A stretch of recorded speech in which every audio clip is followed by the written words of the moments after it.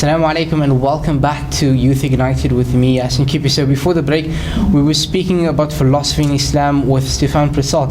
Now Stefan, one of the questions that we often hear from the youth who are battling with a double burden with regards to Islam, so they're coming to the West and their parents are often from countries and their mindset are often stuck in those countries and they face an inversion of the values that they hold. Why is religion still important? Why does religion still matter in guiding us ethically and morally? Well, I mean, the first thing is we need to understand what is a religion, and again, like we mentioned earlier, I would say that religion as identity is a dangerous thing. That if religion is a mere identity, then as well as a political ideology. Yeah, exactly. So a political identity. Basically, if your definition of if your answer to the question "Who am I?" is a Muslim, then you've got it all wrong, because Islam is a path. It's not just you're not khalas, your identity is submitted. So how would you answer that? I'm a human being. A human being. Who am I? I'm a human being seeking God. Or even I am Abdullah, right? Ana Abdullah is inshallah. We pray that we manifest the reality of being a seeker of Allah. But that's what we are. We're seeking Allah subhanahu wa ta'ala. And so in every human being, right, whether they've said the shahada or not, they're that. They're that, they just don't know it. Right? So when we hear our ulama say that Donald Trump is a servant of God, they're not saying he's a great person. They're not making a value judgment based on that. They're saying a metaphysical reality based on that person. Right? So we hate actions, we don't hate people. Basically. Exactly. And then at the same time, we're people who give nasiha. Right? We're not people who just attack them. So that's something to realize, and it's constantly, if we see it as an identity, then we will hear the term, if we say he is a servant of God, he must be a great person. Well, we'll put a value judgment if we attach it to an identity. So that's the first thing. But Islam, what's important about it is that it manifests a virtue ethics. And so within the character of the Prophet sallallahu alaihi wasallam and his teachings, he taught us the divine way, and the divine way essentially gives us an understanding of what is virtue. And if you look at virtue ethics as developed by Aristotle, for example, Aristotle had this idea that the four cardinal virtues, temperance, courage, justice, and wisdom. So all of these were essentially found in the balance. So, for example, if you look at courage as a cardinal virtue, excessive courage would be recklessness, and a deficiency in courage would be a cowardice. But the mean between the two is courage. Same thing with justice. An excess of justice would be tyranny, and a deficiency in justice would be anarchy, or sort of a leader that has no control on his people, for example.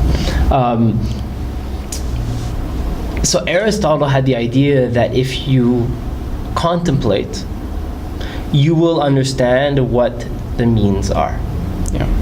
But what that ends up happening is that the foundation of your virtue ethics becomes on reason. Which to an extent you could find things that are rational, because most human beings are good. Most human beings do good things. Most human beings, if they see somebody begging on the street, they'll feel compassion for them. Some of them will give because they feel like it's important to give. Some of them won't because they feel that they'll create a dependency. There might be a reason why, but there's going to be a feeling and a search for virtue.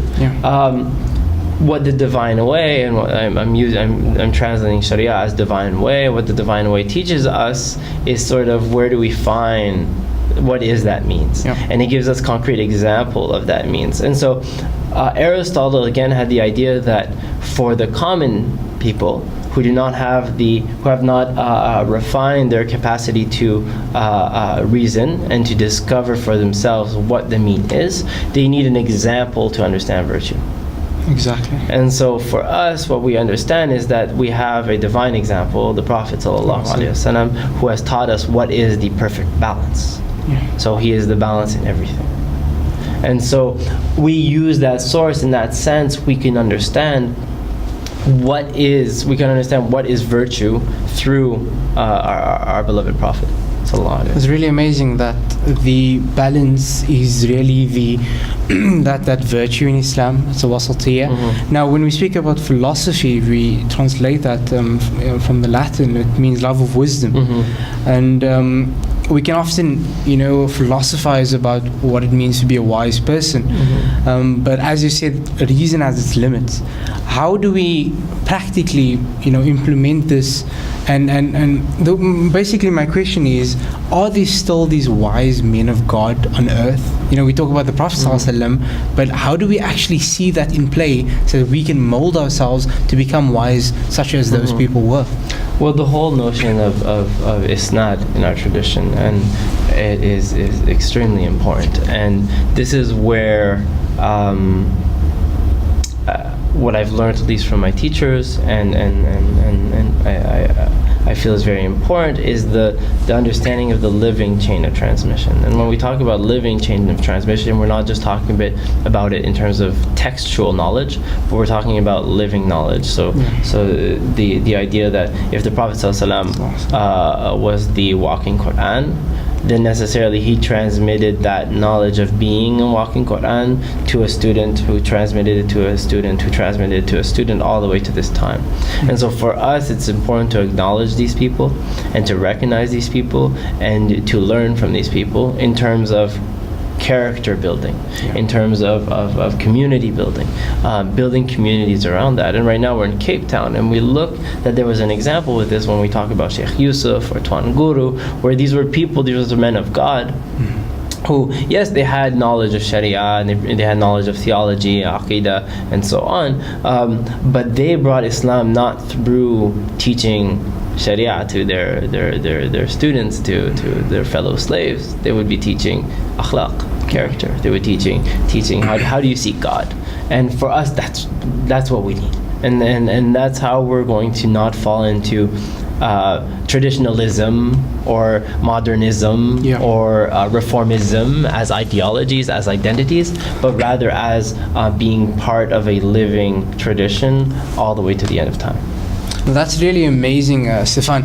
There's a saying that goes, "Man nadhara lil khalq bi'ayni sharia haqqarahum." Whoever looks at creation with only the eyes of the Sharia will come to hate them, because it's only the outward. وَمَنْ نَظَرَ الْخَلْقِ بِعَيْنِ الْحَقِيقَةِ عَزَّرَهُم. Whoever sees with the eye of the reality that people are not simply what we compartmentalize them in, adopting the same philosophies that we are against, but that the Western and modernity has towards us. That is really a problem. What is your final advice? Just practical advice. How do we get into, and I'm a student of philosophy as well, second year student, but how do we incorporate both an understanding of the West as a tradition that has been passed on to us from the West, as well as our Islamic understanding of philosophy? I guess the first thing, and this is something that was taught to me by Sheikh Hamdi in Ottawa, especially for converts or especially for people who embrace Islam as a new way of life, and that could be Muslims or born Muslims or non-Muslims, is forgiveness. Is forgiving the elders, is forgiving the generation that may have done a mistake. And the worst thing is to keep into the pattern of rebellion against the elders, against the past tradition, because that falls in that pattern that I was talking about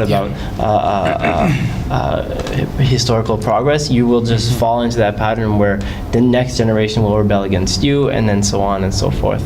And we need to transcend that. We need to get out of that. And the first way to get out of that is not necessarily agreeing with the patterns that were created by the previous generation, because they may be wrong, but to at least forgive them, acknowledge them, and work with them.